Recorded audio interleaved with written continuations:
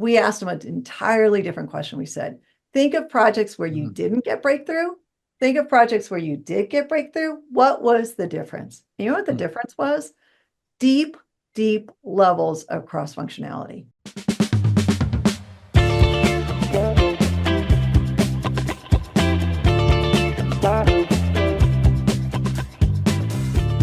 Welcome to the Product Quest podcast. Thanks for joining us on our journey to better understand innovation and product strategy. My name is Scott Burleson, and joining me as always, my co-hosts Jan Vermouth and Jonathan Edwards.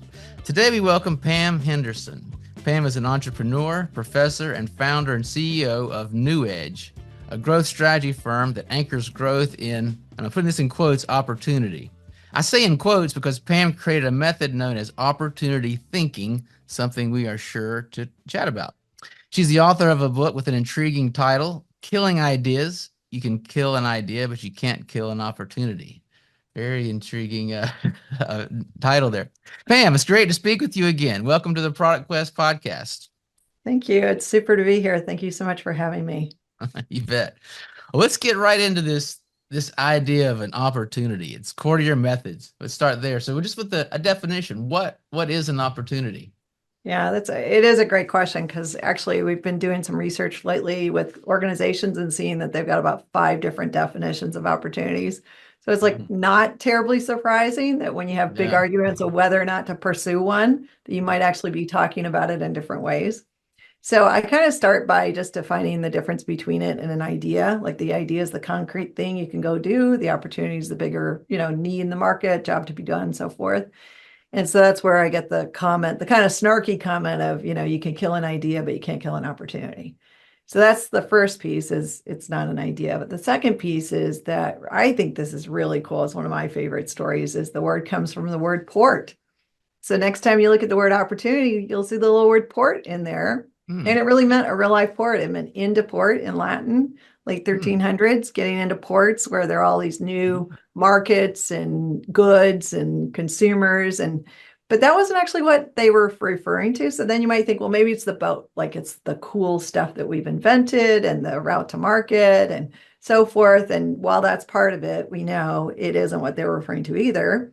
So they were referring to the tide and the wind, which were the conditions that would allow that boat to make it the last mile into port. Because without those conditions, those things would stall. And we've actually all seen stalled opportunities. So our definition of opportunity is that it brings those 3 pieces together: the market pull, the tech push, and the broader trends and conditions that make now the right time. And when you get those 3 together, you get that little trifecta. That's when you have a strategic opportunity. Can I just already jump in here? I'm so sorry, but so as soon as you started developing kind of opportunity and brought in this kind of ports, or the metaphor of a port, I was thinking about, we use the word the window of opportunity. Yeah, it seems there is like a lot about timing as well. I think you phrased this as conditions. Is that fair to say? Absolutely. And it's fascinating because those conditions could swell up and be just the right time. I'm going back in history, right? And nautical stuff, they could swell up and be just the right time and then die down. And when you're in a sailboat, that's a problem, right? Yeah. And it's fascinating because you're right. The language we use today, like headwinds and tailwinds, like that even connects to that notion of this, or we get to port. And we talk about that window, it is about timing. And I don't think that the conditions are just timing. Like timing is for sure a part of it. But it's all those others, like in our world today, it's the regulatory conditions that create headwinds or tailwinds, or it's the social conditions, the culture and what we value, or it's sustainability, demands, or, or economic, conditions, like is there discretionary income? So all those conditions. And when we think about it, you think about like just the discipline of doing innovation. And it's almost like we have these competing sources of information. We've got trends analyses, we've got jobs to be done, we've got tech roadmaps. And so what we're trying to do is have all of those coalesce around an opportunity. I love it. What it makes me think about is having these in balance, and also when they're not in balance. And I'm just going to speak from the cuff here, but like conditions, like there's like this great desire for things sustainable type solutions, right? Yeah, It's this sure. great political, I mean, beyond politics, just value driven. We want electric cars and all that. We want all these things, but no matter how strong that condition, and you think about how even governments are trying to get behind it and Yes. push it. Yeah. But if we go back to your three, that's one of these three. And is Yeah. there a market pull? Maybe, maybe not. Is Yeah. there a tech push? In other words, is the technology ready for that? Yeah. Yeah. I would argue it's those. I love this three, but it occurs to me just that one that came to mind. It's completely out of balance, and so it's probably the timing isn't right. I mean, for it to Yeah. fulfill the destiny of it. Yeah, the Will. three haven't come together. The first, it was really fun because, we have great clients and they innovate on what we're doing as well. So we were talking about this at this company one time, and this guy goes, wait, and he just grabs everybody, goes, we're running down to the museum today. So they run down to their museum of all their successes and they're like, we're going to do a postmortem on like, why are the things in the museum? How Yeah, did the three coalesce?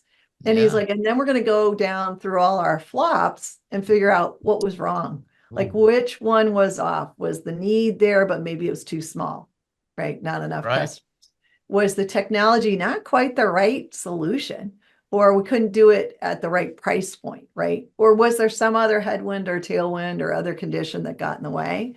And a lot of times you'll find like you got one or two of them right, but you didn't get all three. Yeah. Okay. It's funny. It's one of this idea you describe. It's one of these things. It seems so obvious after you describe it, but I don't know that I'd ever thought about it quite that way. I mean, I think as you probably know, most of our listeners know, we have a sort of a strong affection for jobs to be done. And Yeah. that's really only one of the three. I mean, Yeah, sure. push back, Jan, or if you say it differently, but No, no, it's no. really that helps us to get the market pull right, but Yeah. that's that's not everything. We still Yeah. have to That's have. There's a lot like I want to eat every. I want to eat everything I can and not be fat. That's a market need, but there's no technology isn't there.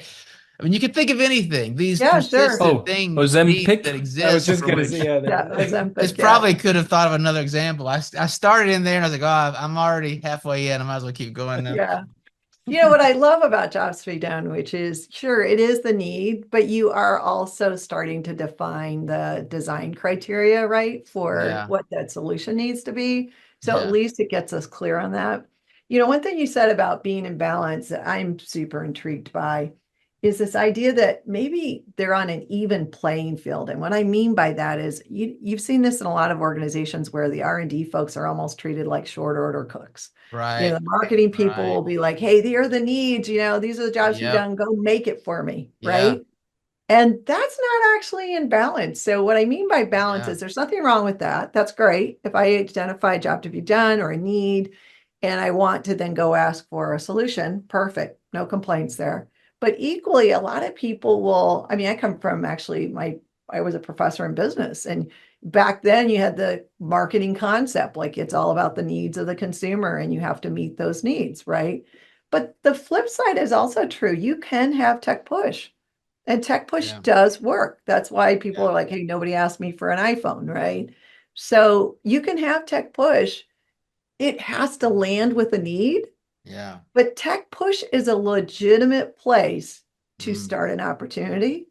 Trends are a legitimate place to start an opportunity, and needs are a legitimate place. And it can start, the inception point can be in any one of those three. And I think that's to me what it means to have them on an even playing field is that you legitimize the idea that any one of those three can be the spark that gets this thing started. Ultimately, though, it's not a strategic opportunity unless we marry it up with the other two. I'm how gonna would you build on react your. to? Go ahead, Jan. Go Sorry, ahead. how would you react to kind of the? So I really like that would have been one of my questions. Like, is there a hierarchy Yeah. in three? And one pushback might be something like, yeah, but if even if everything is right, it's in the end still the customer need. That's kind of the needle hole that everything needs to go through. Or would you say no? That's kind of you can overpower the Mm. customer given other conditions, given other. or how do you see that? Yeah, I don't know if I would say that, because it's like in the end it is the customer need. Yes. And in the end it's the right solution. Yes. And in Okay. the end you better have the right conditions. Yes. Right. Okay. So we've seen, Yeah. oh, here's what I would say is like, imagine a situation where you had like this golden customer need and you got the perfect solution, and then all of a sudden the economy went tank, Yeah. Yeah. Yeah. Yeah, right? that's true. Fair Then you enough. had the perfect customer need. You weren't wrong, Yeah. right? You weren't wrong on any of these. So I do agree, but I also agree, like, well, you better have the right solution and you better have the Yeah. right conditions, right? Yeah. But you're absolutely Yeah. right. One without the other won't work. Okay. Yeah. I really like, yeah, makes Yeah. total sense. Yeah. You know, And sorry, go ahead. yeah, sorry. So in this book by inspired by Marty Kagan, you know this book. He mentions four different risks, and one which always felt so. I think three of them align quite well with what you're talking about, and one which I always felt was a bit strange reading this book is called usability risk. So the four risks are value risk, usability risk, feasibility risk, and business viability risk. And I Yeah. think Yeah. all of the three except for usability risk somehow match quite well Right. They do. with what maybe not quite exactly, but in the go in the same direction. Sure. What do you think of this usability risk? Is this something that you would also like potentially put as an extra dimension, or would you say that goes So within one of the others? elaborate on usability risk. I think I know what we're talking about, but just what else does he say? So as Usability I risk, remind as I me. understand it, is can people figure out how to use your product? So it's Yeah. not about Yeah. the technology as such, but it's about the design of your product and Yeah. how well does it actually Even like fit into their lifestyle and stuff like that, right? exactly. Yeah. Can they figure it out? Maybe that technology is great, but it's not user friendly in Yeah. some Yeah. Yeah. way. Yeah. Yeah. And to me, that's just a deeper job to be done. So the way I look at that is like, okay, if I'm designing a solution for you and you know you need something in your factory, you need this, new piece of software or whatever to make, work more efficient. Or, we're talking about things like wearables. A lot of our clients are working on wearables for factory workers, right? And so, that's great. You go and you meet that need, but you fail to recognize that there's a union that doesn't want to displace workers.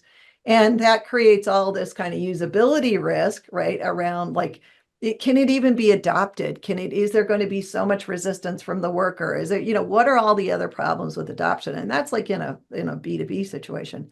Like in a consumer world, you could have the same thing. Like, I want my house to be completely automated. I want to be in a smart home, but man, the setup is a freaking nightmare, right? And so what you're doing is you're creating all these costs, all these taxes on me.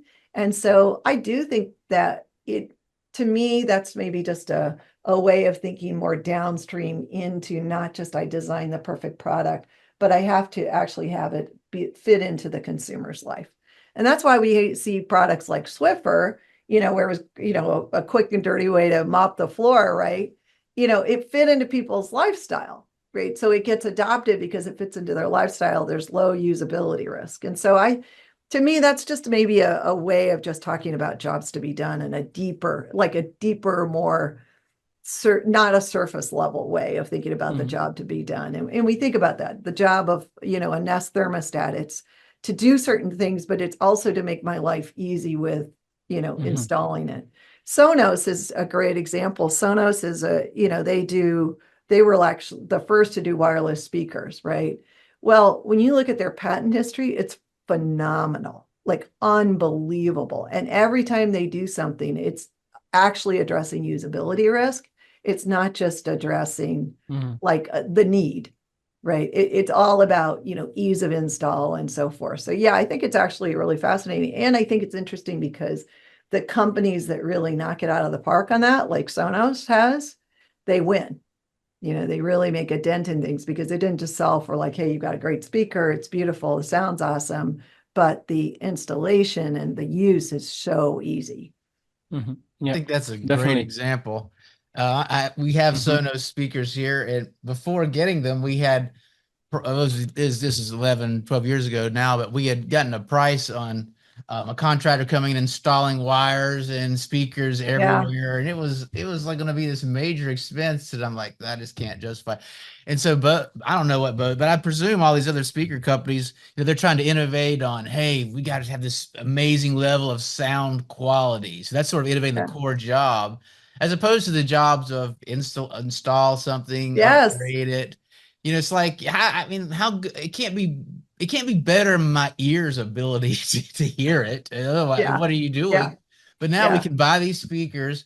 We can get them in a modular fashion. But I mean, we can just start with one. Exactly. And then next Christmas, we get another one. They all talk together, and the installation's easy. And we can switch back and forth on the app. And they totally innovated on the adoption of it, not on, I presume, not on how well it sounds. If they did, I have no idea. I don't care. Yeah, they knocked it out of the park on the sound, but then they did, like, their whole mission was to address that usability risk. Yeah, it's a pretty cool story. What I really love about this balance and market pull, tech push, and conditions, it's like there's nobody out there defending the technical push. Like there's nobody. I know.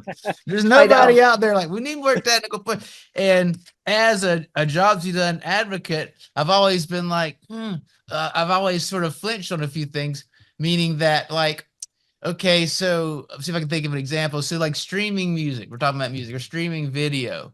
How would jobs be done have helped us to identify a need for that? Well, if you'd ask people, their satisfaction with their ability to watch videos, let's go to 2002, the year you started your company. We're watching DVDs or Blu-rays. Yeah. Nobody's unsatisfied. Unsatisfied. So it would not have, your jobs you done study would not have uncovered anything. Yeah. But what people couldn't anticipate, and I say this in my book, they can't anticipate a dramatic improvement in performance beyond what they can imagine. Yeah. And streaming delivered a dramatic improvement in needs around watching it when you want to, sharing, watching a different place. So all these needs, you had them, but you just couldn't imagine a world where the performance was beyond what you could. So in other words, people would not have been able to provide you that information. So for something like that, technical push makes all the sense in the world with a little imagination.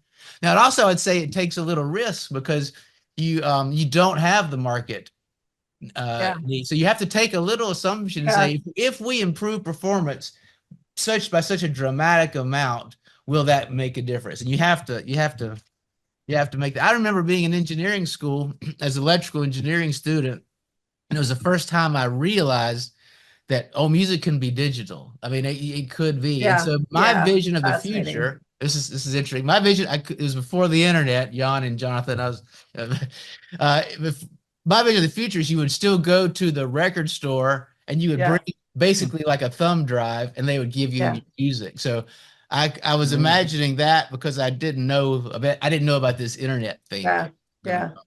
I'm gonna give you a couple hacks that we've developed, and this kind of comes back to like when I was first a professor and then in the national lab. So I was in business school, and one of the national labs called me and asked me for help with commercializing early technologies, and that's where I realized, like, none of the methodologies that we had in terms of ethnographies and customer insight were going to work. A lot of it was B2B. There weren't customers. We didn't know where these things could go. I'm going to give you a hack for that whole, like, we can't imagine the jobs to be done. I still think jobs to be done has a role to play in more disruptive technologies. And here's why. I think we're talking to the wrong people. So we have this thing we call the voice of the ecosystem.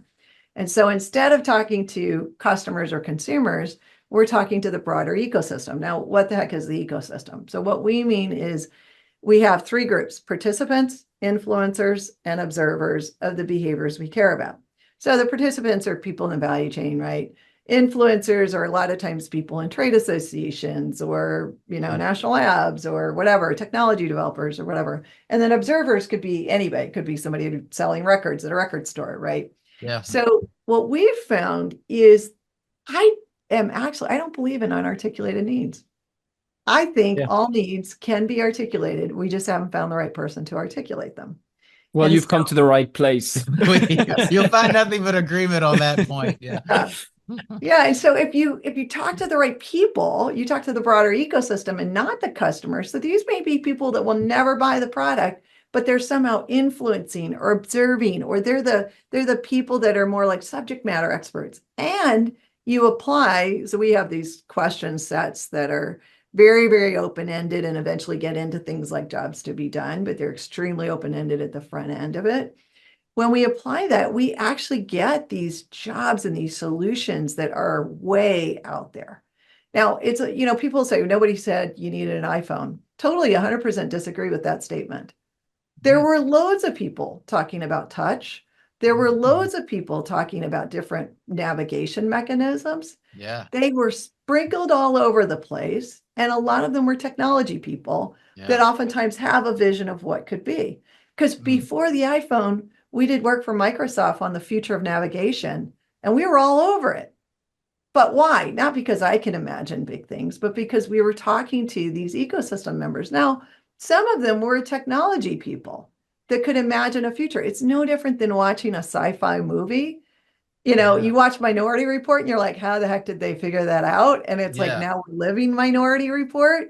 Like there are, writers of science fiction, there's producers of movies that think of these things. So I believe there is an ecosystem that sees farther out, that can tell us those tech push and market pull things of the future. We just have to go find them. And so we might talk to people in the technology world, people that can tell us what consumers will want in the future.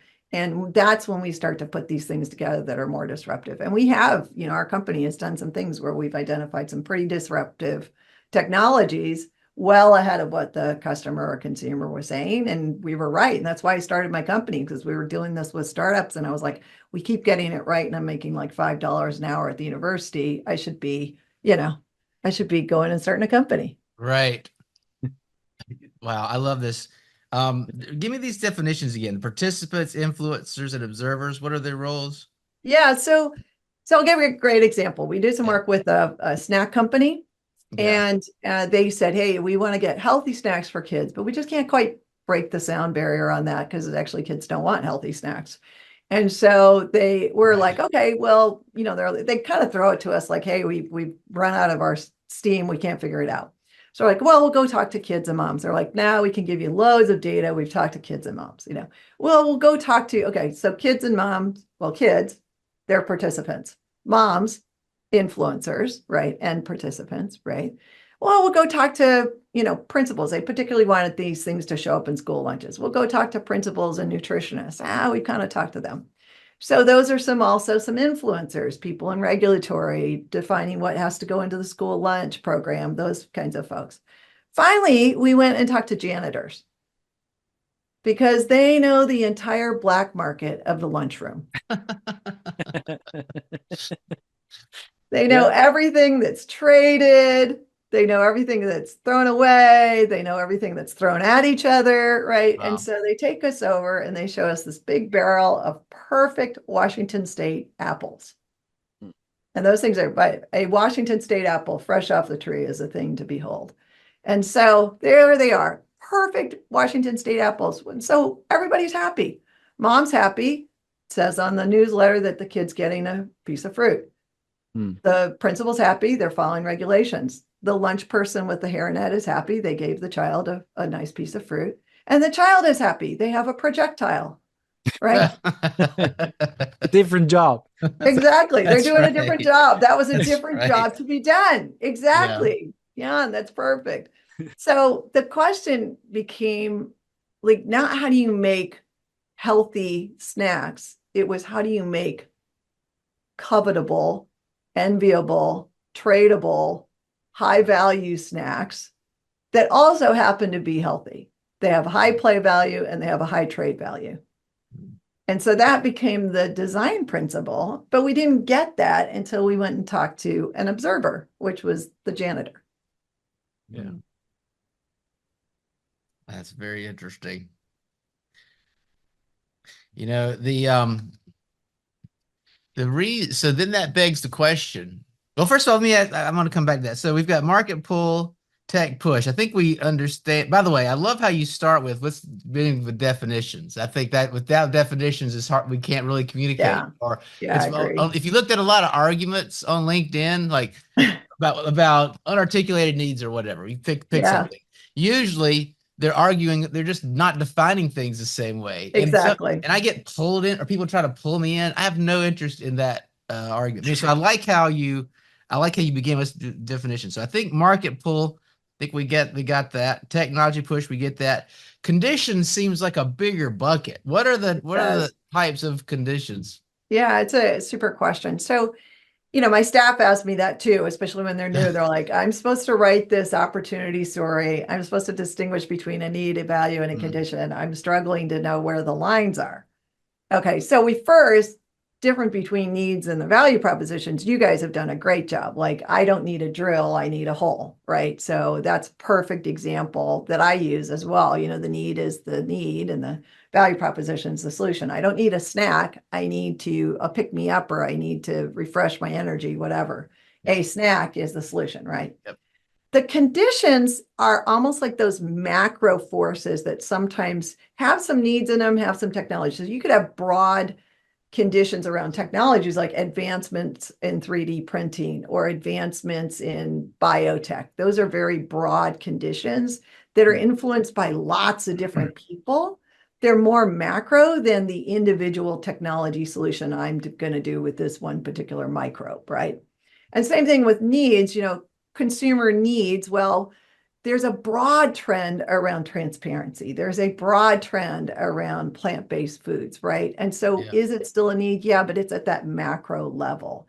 It's kind of a force that is not just in with the individual, but it's pushing individuals in a direction. It's a force of culture or a force of technology that are pushing companies or pushing individuals in directions. So that's what I think of as those conditions. Now, conditions can also be, which I think is super interesting, trends in something like business models. So we have a trends practice, and we're doing it, I think, quite differently. It's I think kind of unusual in how we're doing it, because we've broken up these topics of different condition areas. And some of them are around functional things like trends in manufacturing or trends in innovation or trends in sustainability. Some of them are industry trends like, aerospace versus air and gas versus materials versus consumer goods or food or whatever. And then some of them are these other kind of macro things around demographics like aging or, culture, or just big technology trends like connectivity. And what we find is that companies will look at some of those, but not all of them. And every company lives in a system. So every company is operating in a system where they have these functions, they're sitting in an industry, and they're being influenced by a handful of these big macro trends, right? And so when we look at trying to understand the conditions, we try to make sure we've represented the system that organization lives in. So, we work with John Deere a lot. Well, the system they live in has to do with ag, construction, forestry. Great. We'll look trends in those. They have manufacturing plants. They have innovation. They have supply chain. They have sustainability issues. Great. Look at those. And then they deal with all these macro issues like water, right? Water availability, climate change, labor, right? So I think when you look at the conditions, you kind of need to take a systems approach to figure out which ones are going to be super relevant to any given company. Can I ask a very on jobs to be done question? But very often, at least in my work, I'm trying to tell my clients not to focus too much on competition, but let's be realistic. Competition is always on the radar. So sure. Is competition like in your model then in that bigger context, or where does competition kind of come in? Yeah. Because I think somehow, yeah, at least, I think it's a great question. And so competition can come in a couple places. One, it could be like the macro forces of competition, for example, new entrants from Asia or something. Okay, that could be in like a broader condition, or competition, things having to do with tariffs or things having to do with competitive intensity. Like, is there a lot of consolidation in the industry, where I'm getting fewer and fewer, bigger and bigger competitors? That would be a macro trend.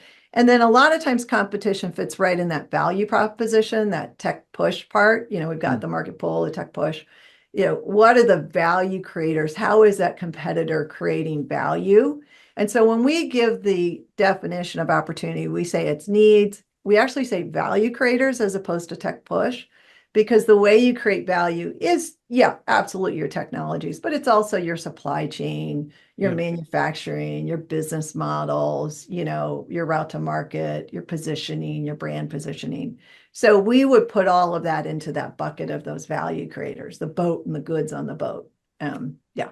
But the macro trends of like consolidation and, reshoring and those things would be in the conditions. Okay. Yeah. Very clear. So let me ask you, now that I feel like we're restoring the balance to the universe with bringing back make technical push cool again. Thank you. Thank you. One of my missions in life. So let's think about the more common narrative though for companies. Like, the biggest problem is we don't understand our needs. So therefore we need to put a lot of focus on market pull. Is that still what most companies should be focused on, or what do you think? Well, they're not always very good at it. So Sorry, yeah. let me ask that a different way. Why do we presume that we need to focus more needs as opposed to, hey, we need to go deeper in our technologies. We need to really double down on technology push. Well, what's interesting too is I'm sure like when people come and talk to you, they're talking to you about needs, right? Because that's what you're so good at. When they come and talk to us, sometimes they're talking to us about how do we get to Horizon 2? And to get to Horizon 2, we need to be leaning in on that balance between tech push and market pull. I would argue in Horizon 1, you probably are leaning in more on the needs and really understand customer needs, right? And whether it's new product blueprinting, jobs to be done, those are tools. I mean, by the way, these tools help you everywhere, but I think those are tools, particularly like new product blueprinting, is very appropriate for that Horizon 1 space of like, I kind of know what I'm looking for here, and I need to get the design properties right? And so new product blueprinting is a lot about getting those design features. It's about creating the right value proposition, and jobs to be done is lining that up with those bigger needs, right? They all blend together beautifully. When we start getting out into Horizon 2, we do need to lean in a little bit more on what's possible. And also on the ecosystem. So I would argue that the tools that we use in that Horizon 2 and Horizon 3 space are, one, I'm going to go to the ecosystem rather than just the customer, because the ecosystem is better about telling me where the puck is going and what the customer needs of the future will be. My customers are sometimes talking to me a lot about the price point or, just a better, faster, cheaper way of doing the job I want to do, right? So Horizon 2, I want to talk to the ecosystem. I want to make sure that ecosystem is fairly broad, that I can look across like people that are in technology and customer needs. And then I also want to look at what's possible from a technical standpoint to see if there might be some breakthroughs on the horizon. Now, if I see breakthroughs on the horizon, the reason tech push has a bad name is because it earned it, right? Yeah. It earned a bad name. I'm not here to save it from itself. Like it earned a bad name because I think partially because the org structures were wrong, and there wasn't that balance of saying, okay, how do I now take what's possible and vet it in the marketplace before I spend too much time and money on building it out? So there are plenty of stories of tech push, that have been, not good stories, but they're because there wasn't an early enough vetting in the marketplace. The complaint that the tech people would have then is, but I go ask my customers and they can't say whether it's right or wrong because they can't predict the future. Fair enough. But that's when we need to build out more of an ecosystem perspective on whether or not the markets will be ready in the future for those advancements. So it's just a different methodology of validating tech push, but it's got to be validated and better be validated fairly early and often throughout the process. And I think that's why it's gotten a bad name. And this idea of it being an organizational issue makes a lot of sense to me because, well, a lot of companies, they sort of have their technology centers where they're, best engineers, but they're sort of working on their own, just literally developing technologies, pushing the bounds of science. Then you've got sort of your marketing and product management. They're learning jobs to be done, and they're talking to customers. But these folks aren't talking to each other. They're in different groups. They don't. We talked about language. They're not even using the same language. And then you've got, maybe your strategy folks, and they're watching these macro trends, and Exactly. they're like, you're all idiots. We need to be more sustainable. Exactly. So you've got three groups looking at with almost three different worldviews. It's logical they would have difficulty communicating and creating something. Exactly. And we did we've done this longitudinal study that's been super cool. And it was some pro bono work we did for the Innovation Research Interchange, which is a great organization that's largely R&D people, right?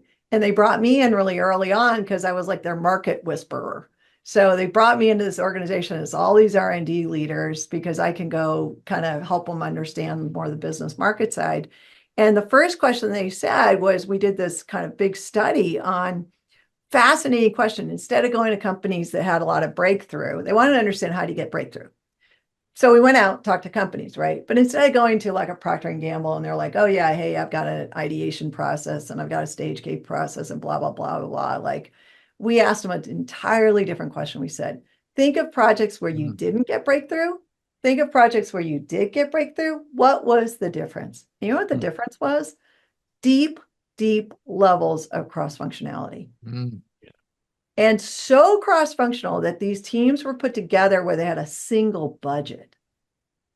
Now that drives new behaviors, single budget, singles levels of accountability. So we've created these models where I agree, like these tech centers that are completely untethered, where it's like all the cool kids sitting on one island, that's not okay. Right. We have to tether it back in.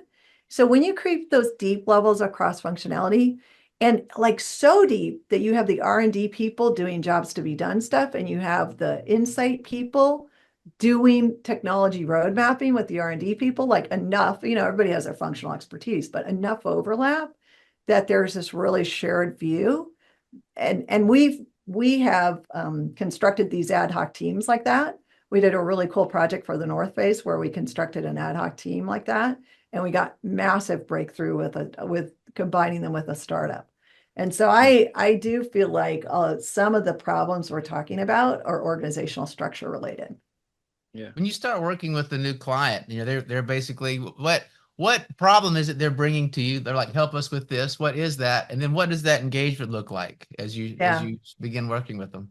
It's a few different problems. Sometimes it's like a big project, like at a corporate level, where you're trying to identify what are the big areas we need to be focused on in the future. So we did this with John Deere like 19 years ago, where we got them to pivot into digital. That is not an exaggeration. Like, we were at the Ramada Inn in Bettendorf, Iowa, when like the management team finally said, we have to go there. So that's a big problem we'll solve, is like, where are the big, huge hunting grounds of the future, transformational areas. Sometimes they'll come to us with a transformational area already and say, hey, can you flesh this out? And we've got this thing, I defined opportunity, but one of the things I didn't talk about was it's not binary. It's not like it's either an idea or an opportunity. The other trick to know is that opportunities exist at several levels. So we could take a big opportunity like getting John Deere into connected job site digital stuff. Like, that's the big opportunity. Within that, there's spaces, and those spaces around these like mega jobs to be done. Like, is it about navigation and labor, like upskilling labor, or is it about productivity, right? Or is it about maintenance, right? Those would be the mega jobs to be done. And then within those, this, there's like these other jobs to be done that meet up with technology. And so what we want to do is we create these opportunity maps that have that hierarchy that go, and we articulate that entire hierarchy all the way down to getting to projects. But there's several layers. We call it the opportunity middleware, which is just our like consulting word for saying it kind of is it's the opportunities that sit in the middle between corporate strategy and the projects you're going to go to. And so it's like this 3-layer cake of opportunities, or these nesting dolls. It's like your Russian nesting dolls, right? And so I think that that's one of the big jobs that they have us do for them. And then a lot of times it's even taking it all the way to commercialization. Like, with the North Face, we put them together with a startup. We ended up putting their tech teams and even the brand agency we brought in for the North Face. We brought in their advertising agency at the very beginning. We brought in their technical people, their marketing people. We had Conrad Anker, who's famous for climbing mountains, right? We had a whole bunch of ecosystem members in there. And the ecosystem members, these pro athletes, totally reframed the job to be done. That you would love this story. So the job to be done was they had this fiber that could displace moisture so that it would allow you to basically perspire on it and it would dry fast. That was what the startup had. So of course they're in there talking about moisture wicking and moisture management. And the athletes told us, because we tested these concepts that night, we took in all these statements, these jobs to be done like statements to athletes that night that were both kind of a combination of tech push and market pull. And they said, I'm sick of hearing about moisture wicking. I don't even believe it. And they said, show me the technology. We show them the technology. We do all these demonstrations with the technology with these ecosystem members. They're like, this isn't about moisture. This is about temperature. This is about maintaining my core temperature, which allows me to stay out longer. Right. The job to be done was staying out longer. Yeah. Right. The next thing was core temperature. Yeah, there was like a technology that was doing moisture. So it's a perfect example. Like we had tech push. That's where this whole thing started. But then we had to build the story around it. It was such a profound shift that company renamed itself from Kokona to 37.5, which is core temperature. And they've then gone into tons of different materials, sheets and, men's dress clothing and all of these different types of applications. And the North Face took it out and it was their biggest launch ever. It was called Flash Dry. And it was all about the, core temperature and so forth. And they even used language from the ecosystem members because the ecosystem members were like, oh my gosh, this is better than being naked. And so the North Face called it their Better Than Naked collection. Okay. So it's kind of That's a fun memorable. example. Yeah, it is. That's very That's memorable. Yeah, it was amazing. And so it was a fun example of tech push, pure tech push. All we had was a fiber. Right. What could this thing do? Right. Yeah. But it opened up this whole opportunity area on temperature control. And there had not been fabric and temperature control prior to that. I really like that story, and I think as I was preparing for our talk, I watched a few of your excellent videos on your website, which I encourage everyone to go and visit.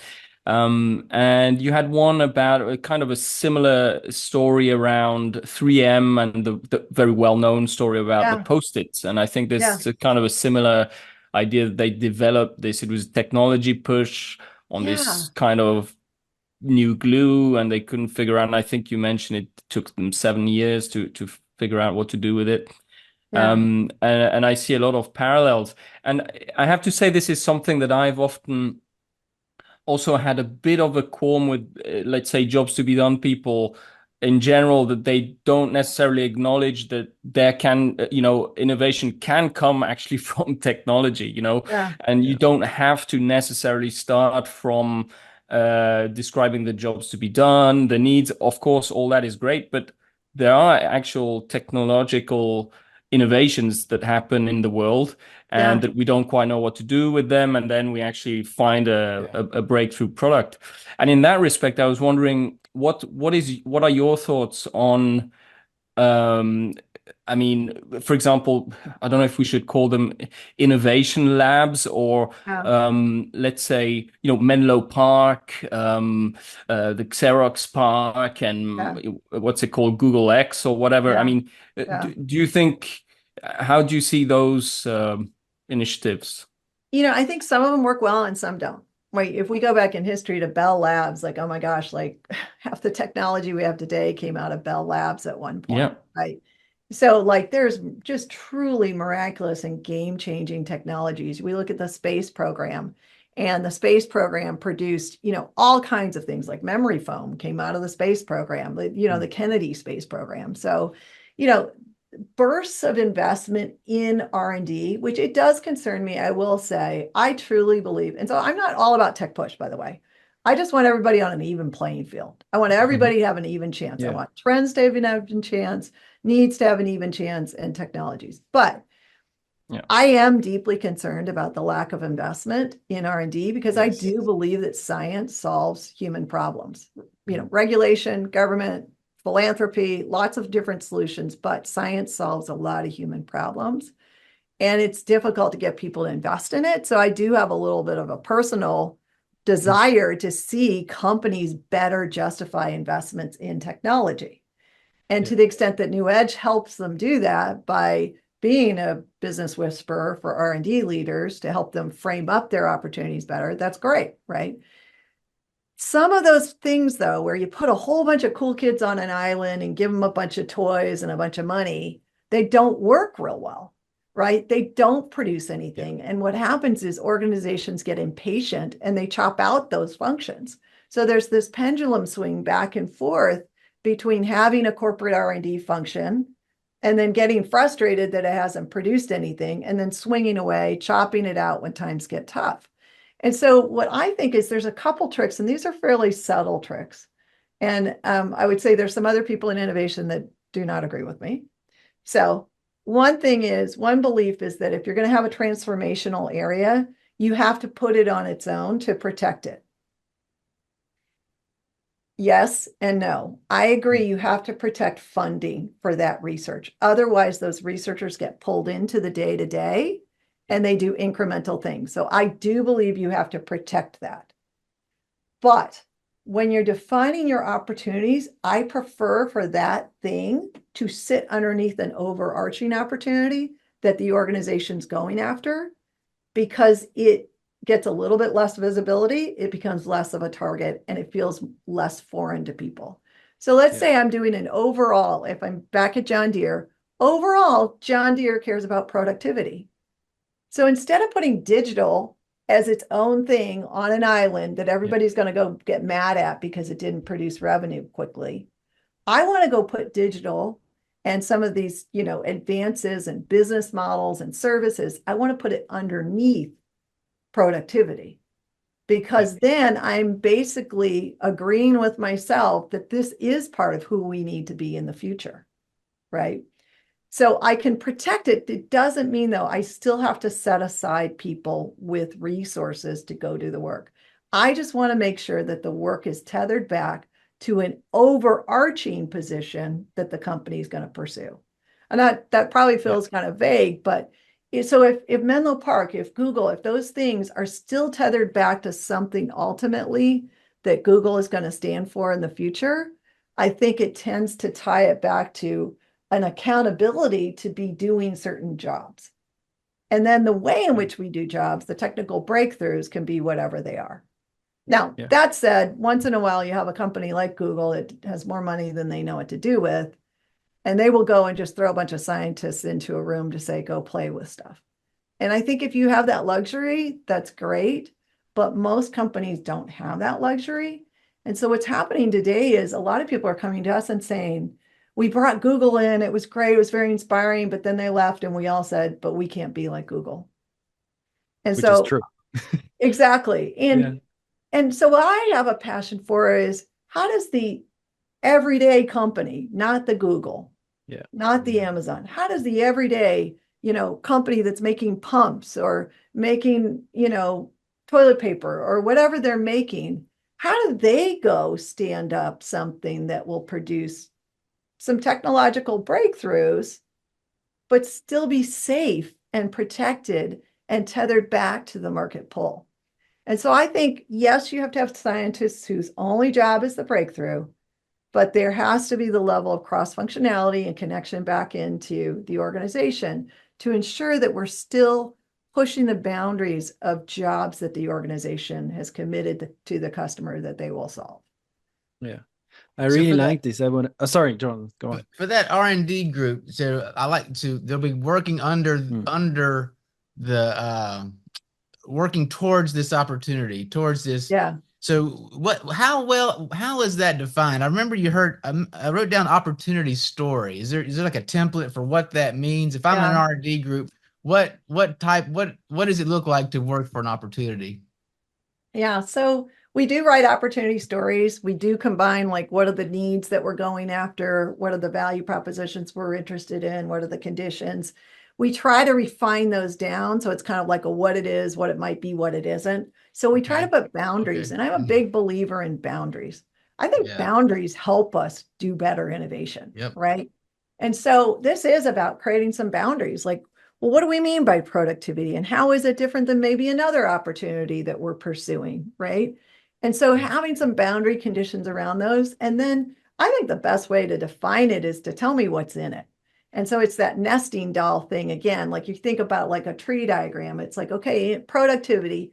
But when I think about productivity, the first thing we needed to solve for farmers, for John Deere, was that they didn't have people that could drive tractors.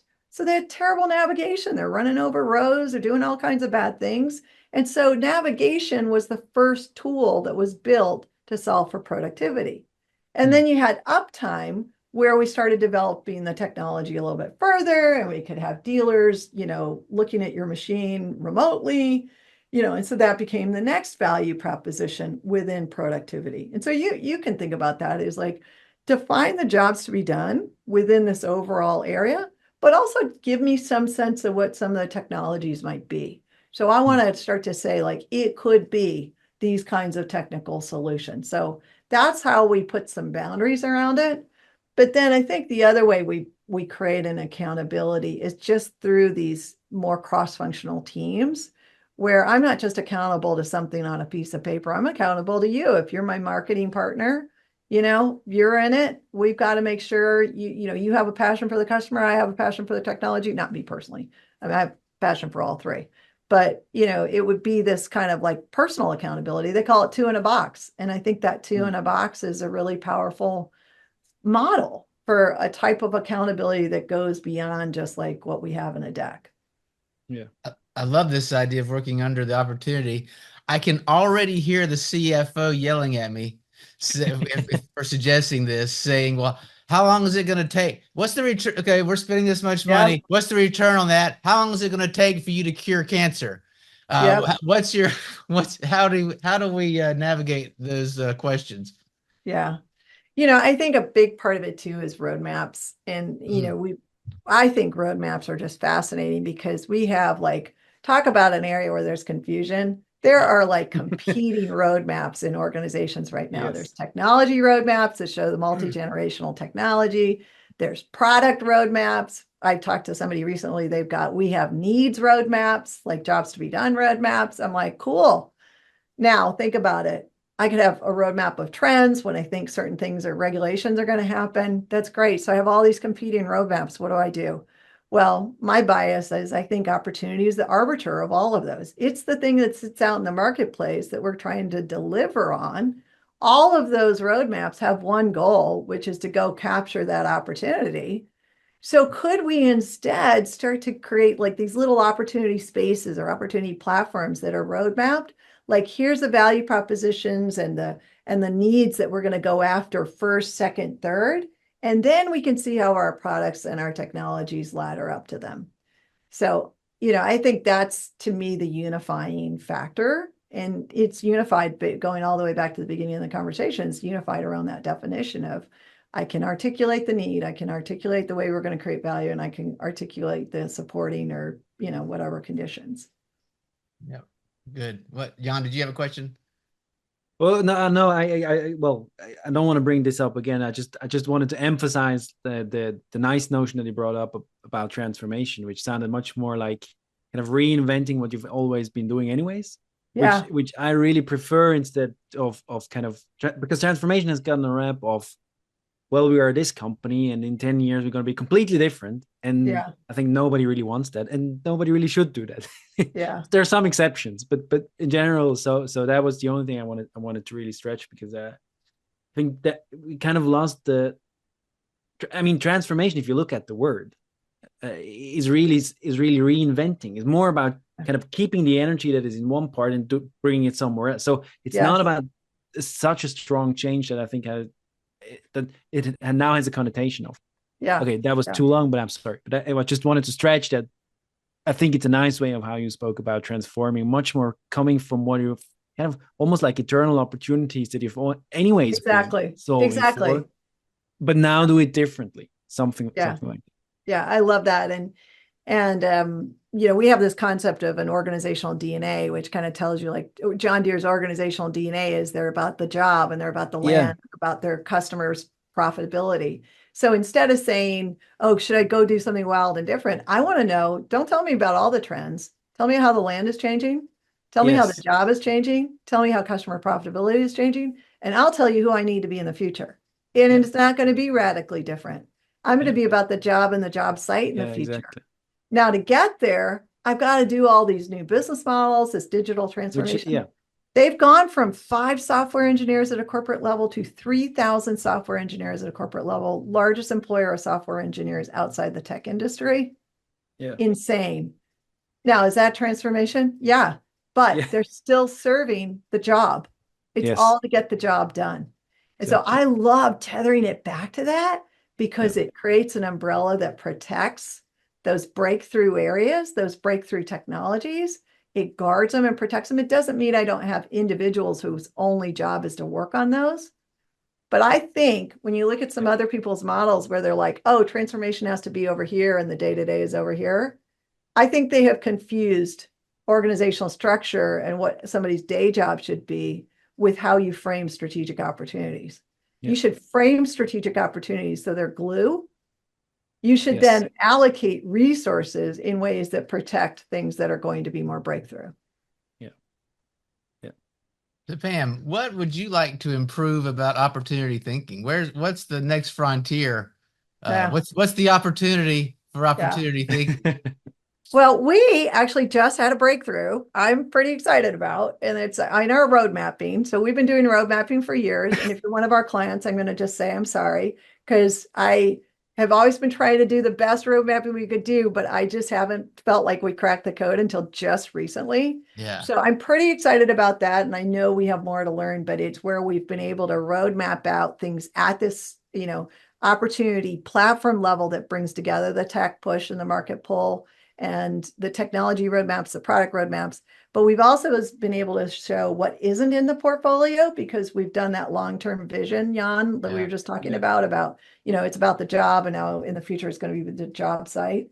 Because we know those bookends, we're able to start filling in what isn't in the portfolio. So I'm pretty excited about that. And I feel like that's been a big breakthrough. So I feel like we got a little bit more ground to hoe on that. But I think that's been really good. And then I think we're just always, I think a big area we're getting asked for a lot of help on is culture and mindset. And so I think we could continue to develop out, I think we've been doing it, but I think we can continue to develop out ways to help companies formalize, that kind of culture mindset of this more even playing field and what an opportunity is and some of the practices around that. The culture is a big one, but I think that's right. I agree with you. I mean, that's almost the secret. Well, it's a word that can almost include lots of things, but like getting an acceptability around, hey, there's going to be we can't predict when we're going to cure cancer, but we know if we do. I say that meaning there's some opportunity that if you address it, we will be rewarded for it. So to get patience with it, to get that org structure. For everybody just to relax. Look, we're doing the best we can. I mean, I love it. Well, so one final question. This one will be a little bit different, but so we're going to have a growth and innovation conference, and you're on the board of our conference, and as part of your responsibilities, you get to select a movie that all of us, we've got CEOs and product managers and R&D. We're going to watch a movie together, and you get to pick the movie. It can be useful so that we learn something, or it can be completely frivolous so that we just relax. You have complete power. What movie are we watching? Oh my gosh, that's brutal. That's a tough question. I might have all these difficult problems of innovations. It's so easy compared to this question. Yeah. That's a terrible question to ask me. Now I'm going to go completely blank. To be fair, I still don't have an answer to that question. Yeah, I've heard it at least, what is it, 40 times? I think I would pick Animal House or Dumb and Dumber. I don't know if this is helpful. That's not helpful. Not The Bad helpful. News Bears from the 1970s. Yeah. from the No, I'll tell 76. you, the first movie that came to mind was The Truman Show. Okay. Because I think it's so fascinating about kind of like living within a world versus living outside a world. So I love the Truman Show for that. And maybe this is like indicative of me, but I also really like Galaxy Quest because I think it's absolutely hysterical, but also it's like this, again, this like living in a world versus living out of a world. And so I think it's like, I don't know, I'm really drawn to these like world shift ones, but they're also dorky and hysterical. So Truman Show and Galaxy Quest. I think that's a fantastic answer because Very nice choice. As we were wrapping up here, it's like the culture. How do you change the culture? And it's being inside the culture. I worked for John Deere for 10 years, by the way. So I know a few things. Yeah. I've got a bit of inside information there, but every company does have its own little culture. It's its own little world. It's inside and outside. And I'm sure that's a lot of the value you bring, just this outside perspective. You've seen these different things and the things that people can't see because they're right in front of their face. You're probably a little better able to see. Well, yeah. Anything else that you'd like to let us know about? Well, just obviously we'd love for people to reach out, but Jonathan, you mentioned the videos. We do have a lot of really educational videos on our website, which is the website's NewEdge Opportunity. So just one word, NewEdge Opportunity. And so there are a lot of videos. I have kind of still a professor at heart. And so, we've got these videos on how to define an opportunity and need value conditions and John Deere story and, how we did electrification for Harley Davidson and, just a bunch of kind of stories, but we tend to be very open with our content. I think I just believe like we're all going to be better off if we're more open. And I think that's the other thing is like, if people want to reach out, like we're not looking for engagements. We just want to have conversations and share learnings. And like, if something happens, great, so I think that's probably I would leave you with. Excellent. So learn more about Pam and the NewEdge at newedgeopportunity.com. You can follow Pam on LinkedIn. Well, Pam, thanks so much. This has been really awesome. I feel like we need to have T-shirts made that would say, make tech push cool again. Or something, yes, something yes, like that. That's right. I've Awesome. I've done my job. Yeah. Well, thanks so much for spending this time with us. Yeah. Thank you so much. This has been fun. And that, friends, concludes today's Product Quest podcast. Follow us on LinkedIn or reach out to us at productquestpodcast@gmail.com, and we'll see you next time.